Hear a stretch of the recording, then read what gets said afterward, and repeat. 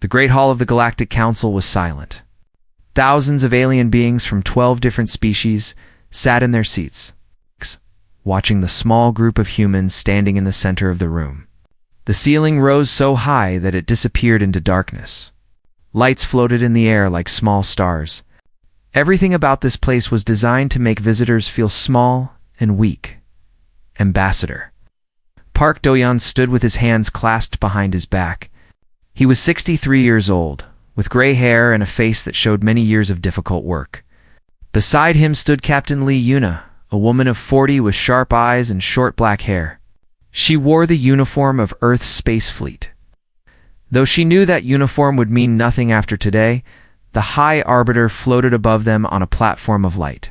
His body was made of something like glass, and colors moved inside him like slow fire. He had lived for over 2,000 years and had judged hundreds of species. Today, he would judge humanity. The Council has reached its decision, the Arbiter announced. His voice filled the hall without echoes. The species known as humans has been found guilty of being dangerous to galactic peace. Do-yeon did not react. He had expected this. For 50 years, humans had tried to join the galactic community. They had followed every rule, signed every treaty, and bent their knees to every demand. It had not been enough. It would never be enough. You are a young species, the Arbiter continued, but your history speaks clearly. You fought wars among yourselves for 10,000 years. You killed billions of your own kind. You destroyed your own planet's nature before learning to fix it. You eat the bodies of other living things. You create entertainment from violence and death. Captain Yuna's jaw tightened, but she said nothing. She thought about the alien species sitting in judgment. The Valori had enslaved 3 other species before joining the Council. The Mantori had destroyed an entire planet to mine its core. But somehow, humanity was the dangerous one. The Council has decided, the Arbiter said, that humanity cannot be allowed to remain among civilized species. You are hereby banished to the region known as the Dead Zone. You will leave Council space within 1 standard year. Any human found outside the Dead Zone after that time will be destroyed. A murmur ran through the hall. The Dead Zone. Everyone knew what that meant. It was a region of space filled with radiation storms, dying stars, and planets that could not support life. No species had ever survived there for more than 10 years. The Council was not just banishing humanity. They were sentencing them to death. Do-yeon finally spoke. His voice was calm and steady. May I address the Council? The Arbiter waved one glowing hand. You may. I want the Council to remember this day, Do-yeon said. I want you to remember that we came to you in peace. We asked only for a chance to prove ourselves.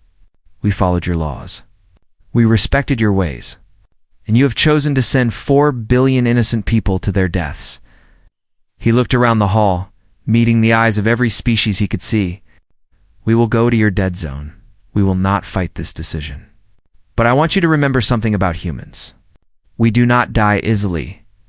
We have survived ice ages, plagues, wars, and disasters that should have ended us. We are still here. The Arbiter made a sound that might have been laughter. The Dead Zone has killed species far older and stronger than yours. You will be forgotten within a century. Perhaps, Do-yeon said. Or perhaps you have just made the greatest mistake in galactic history. The guards led them away after that. As they walked through the long corridors of the Council station, Yuna finally spoke. They really mean to kill us all, she said quietly. 4 billion people, children, families, they don't care. Do-yeon nodded slowly. They are afraid of us, afraid of what we might become. So they have decided to end us before we can grow strong enough to threaten them. What do we do? The old ambassador stopped walking. He turned to face her, and for the first time, she saw something burning in his eyes. Not defeat, not despair, something else entirely. We survive, he said. We adapt, we grow. And we make them regret this day for the rest of their existence. Outside the station, 300 human ships waited in orbit. Colony ships, cargo vessels, passenger transports, everything humanity had built in space was gathered here, ready for the long journey into darkness. 4 billion souls were packed into those ships. Waiting to learn their fate, Yuna returned to her ship. the battlecruiser Eternal Hope. She gathered her crew in the main hall and told them what had happened. She watched their faces change from hope to shock to anger to something harder, something that looked like determination. "They expect us to die out there," she told them. "They think the dead zone will finish what they were too cowardly to do themselves. But they have forgotten something important about humans." She walked among her crew, looking at each face, young and old, men and women, scientists and soldiers. All of them were about to lose everything they had ever known. "We are the species that climbed down from trees and conquered our world. We are the species that survived when the ice came, when the plagues came, when we nearly destroyed ourselves. We looked at the stars and said, 'We will go there,' and we did. The council thinks they know what we are. They are wrong." She returned to the front of the hall and raised her fist. "We are humanity. We do not break. We do not surrender. And we do not die quietly. The dead zone will become our home. And one day, the galaxy will learn to fear what they created today." The crew raised their fists in answer. No cheers, no shouts, just silent promise. 3 days later, the exodus began. One by one, human ships turned toward the dead zone and vanished into the darkness between stars. The council watched them go and celebrated. The human problem had been solved. They did not know they had just planted the seeds of their own downfall. 50 years had passed since the exile. 50 years of darkness, struggle, and death. But also 50 years of growth, adaptation, and something the council had never expected: triumph. Governor Baek Juan stood at the window of her office. Carved deep into the rock of a mountain on the planet they had named Shinmak, which meant new tree. Outside the thick glass, she could see the underground city spreading 4 kilometers in every direction. 2 million people lived here now. 2 million people who had learned to call this hostile world their home. The first years had been terrible. The radiation storms killed thousands before they learned to build proper shelters. The gravity was stronger than Earth's, and many elderly people died because their hearts could not handle the strain. Food was scarce. Medicine was scarcer. Children were born sick, and many did not survive their first year. But humans were stubborn creatures. They did not know how to give up. The scientists found ways to shield against radiation. Then they found ways to harvest that radiation for energy.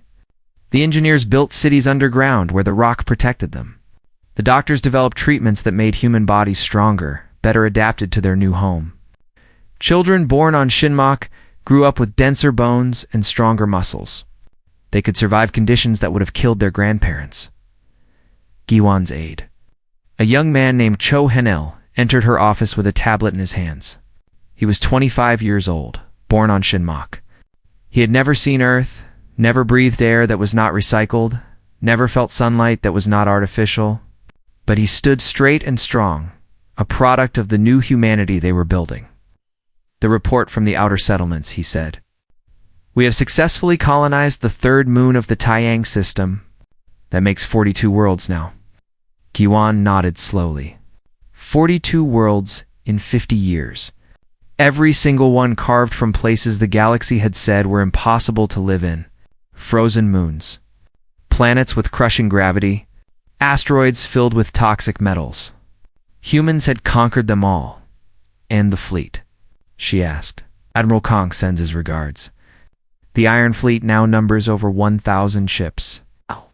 Built from materials salvaged from dead planets and dying stars, crewed by men and women who had grown up in conditions that would kill any council species in hours. The council had taken everything from humanity. Now humanity was building something new from the ashes. Far across the dead zone, Admiral Kang Suho stood on the bridge of his flagship, the Unbreakable. He was 70 years old now, one of the last survivors of the original Exodus. He remembered Earth. He remembered the Council's judgment. He remembered the fear and despair of those first terrible years. But he also remembered the promise they had made. The promise to survive. The promise to grow strong. The promise to make the galaxy regret what they had done. "Status report," he ordered. His first officer, a woman named Park Somi, pulled up the fleet display. All ships ready for patrol. The outer sensors show no council activity within 3 light years. Of course not, Suho said with a thin smile. They think we are dead. They have probably forgotten we ever existed. Should we remind them? Suho shook his head. Not yet. We are not ready. But soon, in a laboratory on a station orbiting Shinmok, Dr. Yoon Murray studied genetic data on her screen. She was the daughter of 2 scientists who had died in the first radiation storms. She had dedicated her life to making sure no human would ever die that way again. The latest generation shows remarkable changes, she said to her assistant, a young woman named Kim Jury. Bone density up 15% from the exile generation. Radiation resistance has nearly doubled. Cognitive function improved by 8% on average. Jury looked at the data with wide eyes. We are evolving. We are adapting, Murray corrected. The dead zone was meant to destroy us. Instead, it is making us stronger. Every generation that grows up here is better suited to survive. In a few more generations, we will be almost a different species from the humans the Council banished. This was the secret the Council had not understood. They thought the dead zone would kill humanity. They did not realize that humans were the most adaptable species in the galaxy. Put them in harsh conditions and they did not just survive. They changed. They grew. They became something harder, something stronger, something more dangerous than before. On 42 worlds across the dead zone, this transformation was happening. Humans were learning to live in places no other species could survive. They were building technologies born from desperation and necessity. They were raising children who knew nothing but struggle. Children who grew up strong because weakness meant death. Governor Juan called a meeting of the planetary leaders. They gathered via holographic link 42 faces from 42 worlds. Some looked almost normal. Others showed the marks of their harsh environments. Skin that had changed color, eyes that had adapted to different light, bodies that had grown taller or shorter or denser. The Council believes we are extinct, Giwan told them. They have written us out of history. They have forgotten us. Good, said the governor of an ice moon. A man named Song Taemin, whose skin had turned pale white after generations of living without sunlight. Let them forget. Let them grow comfortable. Let them believe they solved the human problem. And then, asked another governor. Guan's face was hard as stone. And then, when we are ready, we will show them what they created. We will show them what happens when you try to destroy humanity. We do not just survive. We overcome. We conquer. And we never ever forget. The meeting ended with a shared promise.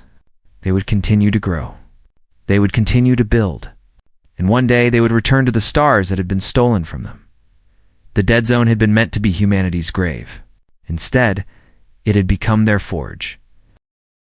100 years after the exile, Council exploration ship wandered too close to the dead zone.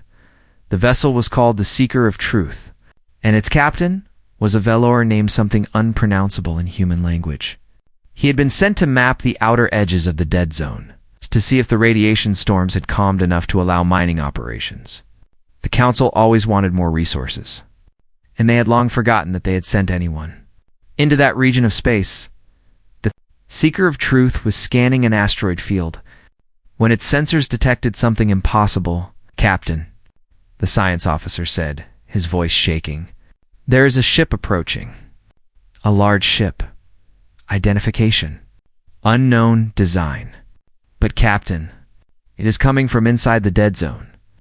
The captain made a sound of disbelief. Nothing lived in the dead zone. Nothing could live in the dead zone. That was the entire point. The ship emerged from behind an asteroid. The crew of the Seeker of Truth felt their blood run cold. It was massive, at least 3 times the size of their exploration vessel. Its hull was black and covered with strange patterns that seemed to absorb light. It moved through the radiation-filled space like it belonged there. Like the deadly environment was nothing more than a gentle breeze. Hail them, the captain ordered. They tried. There was no response. They're scanning us, the science officer reported. Their technology is... I do not understand these readings. It should not be possible. The black ship moved closer. Then, without warning, a beam of light shot out and struck the Seeker of Truth. The engines died. The weapons went offline. The ship was completely helpless, disabled in seconds. "Prepare to be boarded," came a voice over the communication system. The language was strange at first, then the translation software caught up. The crew realized with horror that the voice was speaking an ancient tongue, one that had not been heard in Council space for a century. Human Commander Shin Tai-Wu led the boarding party himself. He was 50 years old, born and raised on a planet with twice Earth's gravity. His body was short, but incredibly dense with muscle. His eyes had adapted to see in near darkness. His skin had a slightly metallic quality, a result of genetic modifications that helped him survive radiation exposure. His team moved through the Seeker of Truth like ghosts. They did not kill anyone, but they disabled every crew member they found with precise, efficient movements. Within minutes they had reached the bridge. The Valori captain stared at the humans with eyes wide with terror. He had seen pictures of humans in old history files. These creatures looked similar but wrong somehow. Harder, more dangerous. Like the original design had been rebuilt by someone who wanted to create weapons. Tai-Wu removed his helmet. His face was calm, almost friendly. "Hello," he said in perfect Valori language. "I apologize for the rough introduction. We do not get many visitors out here." "You are human," the captain whispered. "But that is impossible. The humans are extinct. The dead zone killed them all." Tai-Wu laughed. It was not a cruel laugh, but it made the captain feel even more afraid. "I have a message for your council," Tai-Wu said. "Can you remember it?" The captain nodded frantically. "Tell them that the humans send their greetings. Tell them that we have not forgotten what they did to us. Tell them that we have been busy during our time in the dark." Da-da, da-da, da-da. Leaned closer, and his smile never wavered. "And tell them that we are coming." He let them go. The Seeker of Truth limped back to Council space with its terrified crew. The captain went straight to the High Arbiter and told him everything. At first, the Arbiter did not believe him. Then the sensor data was analyzed. Then the footage from the ship's cameras was examined. The Council held an emergency meeting. "This is impossible," said the Mantori representative, his insect-like body clicking with agitation. "We sent 4 billion primitives into the dead zone. They should have died within a decade." "The evidence suggests otherwise," said the Arbiter. His glowing form flickered with something that might have been fear. "The ship they encountered was more advanced than anything in our fleet. They disabled a Council vessel in seconds without even trying." "How many ships do they have?" "Unknown. But if they have survived and grown for 100 years in the dead zone..." The sentence did not need to be finished. Everyone understood. The dead zone was the harshest region of known space. Any species that could not only survive there, but thrive and build a civilization would be incredibly dangerous. They would be adapted to conditions that would kill Council species instantly. They would have technologies born from fighting the universe itself. "We must destroy them," the Mantori demanded. "Send the fleet. Finish what we should have done a century ago." But the Arbiter shook his head slowly. "You do not understand. We cannot enter the dead zone. Our ships cannot survive the radiation storms. Our crews cannot function in those conditions. We created a prison for them, and now that prison protects them from us. Then what do we do?" The Arbiter had no answer. Over the following months, more reports came in. Human ships appeared at the borders of the dead zone, watching, patrolling, never attacking, but always present. Scout vessels tried to gather information and never returned. The Council sent diplomatic messages and received no response. On the bridge of the Unbreakable, Admiral Kong Suho read the latest intelligence reports. 3,000 warships now flew under humanity's flag. 50 worlds. 12 billion people. An entire civilization built in secret while the galaxy forgot them. "They are afraid," his first officer observed. "Good," Suho replied. "Fear is a good beginning. But we are not ready for war. Not yet." "Then what are we waiting for?" The old admiral looked out at the stars, at the swirling chaos of the dead zone that had become humanity's home. We are waiting for the right moment. We are waiting until we are so strong that they cannot possibly stop us. And we are waiting because when we finally return to the galaxy, we will not just defeat them. We will show them a new way, a better way. We will show them what humanity was always meant to become. The galaxy had tried to bury them. Now it was about to learn what grew from human graves. 150 years after the exile, humanity returned to the stars. But they did not come as conquerors. They came as liberators. Supreme Commander Munhajin stood on the bridge of the flagship Eternal Dawn, watching as her fleet emerged from the dead zone into Council space for the first time in over a century. She was 60 years old, born on a world with poison in the air and fire in the sky. Her lungs had been modified to breathe toxins. Her eyes could see in spectrums that normal humans could not imagine. She was a weapon forged by survival, but her heart still remembered why they fought. "Contact the local species," she ordered. "Tell them we mean no harm to civilians. We are here for the Council forces only." The planet below was called Refuge by its inhabitants. The people who lived there were small, gentle creatures with soft fur and large eyes. They had been enslaved by the Council 300 years ago. They mined metals and grew food for their masters. They had never known freedom. When human ships appeared in their sky, they expected more pain, more orders, more cruelty. They hid in their homes and waited to see what new horror had arrived. Haijin landed alone on the surface. She carried no weapons.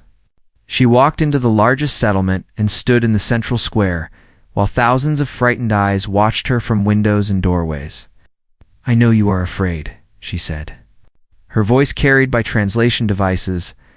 "I know that every powerful species you have ever met has hurt you. I know that you have no reason to trust me." She sat down on the ground, making herself small and unthreatening. "My name is Munhajin. I am a human. 150 years ago, the Galactic Council decided that my species was too dangerous to live. They sent us to a region of space called the Dead Zone, expecting us to die. We did not die. We survived. We grew strong. And now we have returned." A small creature, barely reaching Hajin's knee, crept out of a nearby building. It was a child, too young to know proper fear. "Are you here to hurt us?" the child asked. Hajin smiled gently. "No, little one. We are here to set you free. The Council took everything from us. They tried to destroy us because they were afraid of what we might become. We know what it feels like to be judged unfairly, to be punished for being different. We would never do that to others." She reached into her pocket and pulled out a small flower. It was from Shinmok, grown in the harsh soil of the Dead Zone, beautiful despite its origins. "This flower grew on my home world," she said, giving it to the child. "A world the Council said could not support life, but we made it live anyway. We can help you do the same thing. We can help you build a future where you are not slaves, where you decide your own fate." Word spread across the planet, then across the system, then across the region. The humans were not here to conquer. They were here to free species that the Council had ignored or exploited for centuries. Suddenly had a choice: join the humans or remain under Council rule. Most chose to join. They remembered generations of suffering. They remembered being told they were not worthy of respect or protection. The humans offered them something the Council never had: dignity. The alliance of the Banished grew quickly. Dozens of species joined, then hundreds. Worlds that the Council had stripped of resources were rebuilt with human help. Populations that had been enslaved were set free. An army of the forgotten and the abandoned gathered under humanity's banner. The Council could not ignore this any longer. Admiral Kong Suho, now 120 years old and kept alive by advanced medicine, commanded the defense when the Council fleet finally attacked. They met in a region of space called the Crimson Nebula, where radiation storms painted the void in shades of red and orange. The Council brought 3,000 ships. They believed their numbers would overwhelm the humans. They did not understand what they were facing. "All ships advance," Suho ordered calmly. The human fleet moved into the nebula like fish swimming into water. Their ships were designed for exactly these conditions. Their crews had trained in environments 10 times more hostile. The radiation that would kill Council species in minutes was nothing more than a mild inconvenience. The Council ships struggled to maintain formation. Their sensors were disrupted by the radiation. Their crews began to suffer exposure sickness. Their commanders tried to adapt to conditions they had never experienced. The battle lasted 3 hours. When it ended, 2,000 Council ships had been destroyed or disabled. Human losses were less than 100. Suho looked at the wreckage floating in the nebula. He felt no joy, only a grim satisfaction that it was over. "Send rescue ships for their survivors," he ordered. "Treat the wounded. Take no revenge on the helpless, Admiral." His first officer asked, surprised. "We are not what they accused us of being," Suho said firmly. "We are not monsters. We are not savages. We are humans. And today we proved that we are better than they ever gave us credit for." The Council sued for peace 3 months later. The humans could have demanded anything. They could have conquered the galaxy. They could have taken revenge for generations of suffering. They could have done to the Council species exactly what had been done to them. They did not. "We want equality," Hajin said when she met the Council representatives. "For us, and for every species you have enslaved, exploited, or ignored. We want a new galactic assembly where every species has an equal voice. We want justice, not revenge." The Council representatives could not understand it. They had expected hatred. They had expected cruelty. They had expected humanity to be exactly the monsters they had always claimed. "Why?" the High Arbiter asked. "We tried to destroy your entire species. Why would you show us mercy?" Hyjin thought about her ancestors. About the billions who had suffered and died in the dead zone. About the children who had grown up in darkness, never knowing the warmth of a safe sun, "'cause becoming like you would mean you won," she said simply. "We survived the dead zone. We built a civilization from nothing. We raised generations of children who are stronger and smarter than any who came before. We did all of this while holding on to our humanity, our compassion, our ability to forgive.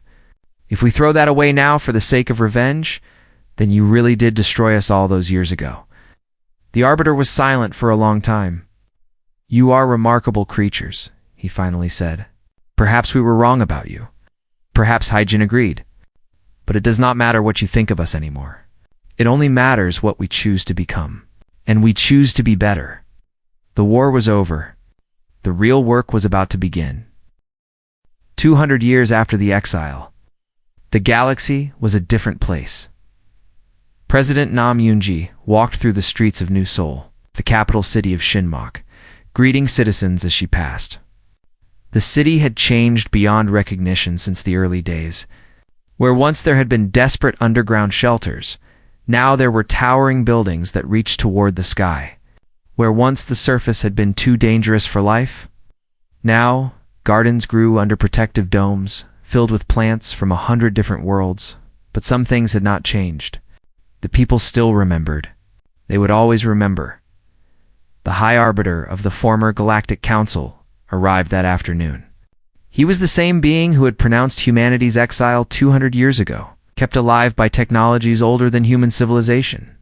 He came to Shinmok because it was time to sign the final treaty, the document that would officially create the new Galactic Assembly. Yoonji received him in a simple office with plain furniture and a window overlooking the city. There was no throne, no display of power, just 2 chairs and a table between them. "I have reviewed your terms," the Arbiter said.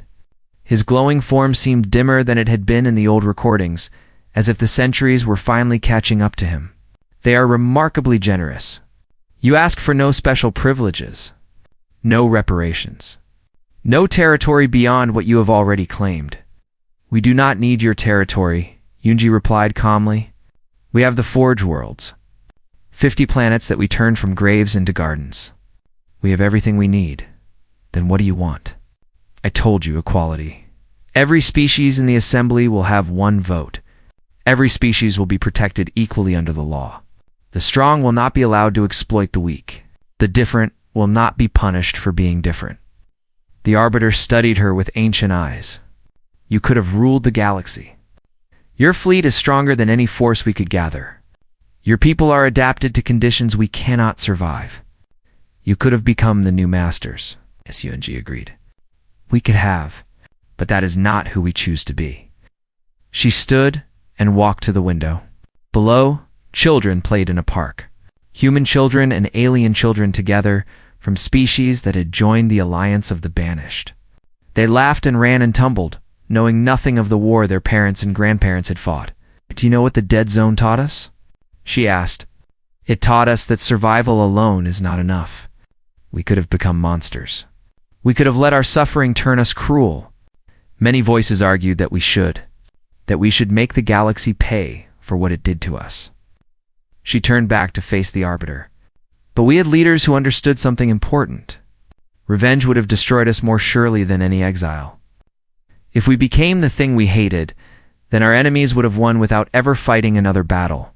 So instead, you chose this. We chose to be better. To build something new, to prove that the species the Council called too dangerous to exist was actually capable of creating lasting peace.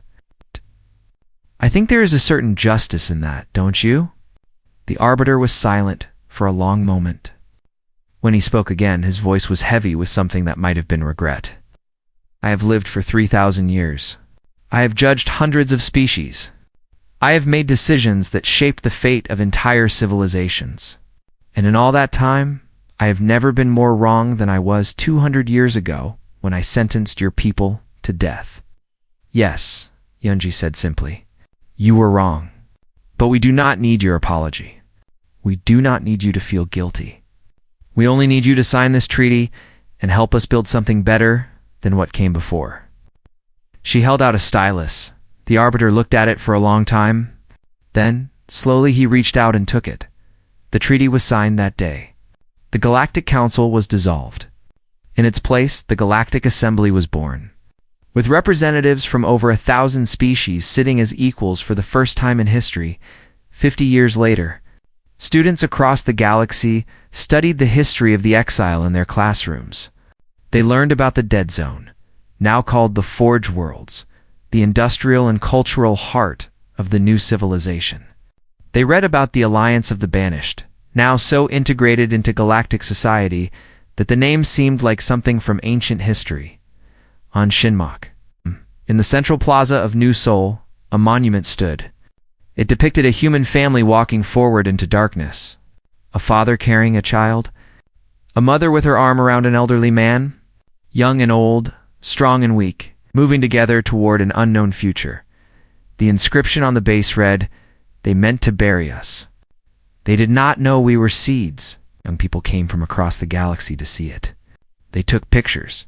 They read the words. They tried to understand what it must have been like to be condemned to death for nothing more than being different, and far out in the depths of space, human ships still pushed outward into the unknown. They carried explorers and scientists, dreamers and builders. They searched for new worlds, new knowledge, new horizons. Not because they needed to escape anything, but because that was what humans did. That was what humans had always done. An old woman named Lee Suri stood on the observation deck of one such ship, watching the stars slide past. She was 90 years old, a descendant of Captain Lee Yuna, who had led the first fleet into exile. She had spent her entire life in space, exploring regions that no species had ever visited. "Captain," a young officer said, approaching her. "We are approaching the edge of mapped space. What are your orders?" Sori smiled. It was the same smile her ancestor had worn 200 years ago, facing the unknown with determination instead of fear. "Keep going," she said. "There is always something more to discover, something more to learn, something more to become." The ship flew onward into the darkness. Carrying humanity's endless hunger for the horizon, the galaxy had tried to end them. It had tried to lock them away in a grave of radiation and despair. Instead, it had taught them how to be immortal. Not in body, but in spirit. In the never-ending drive to survive, to grow, to reach for something greater. The exile had been meant to destroy humanity. Instead, it had set them free.